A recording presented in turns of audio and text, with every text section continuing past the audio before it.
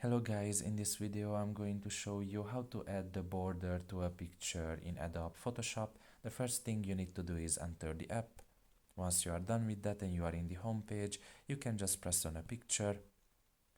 Now look down below and press on borders there. And you can just add a border to it.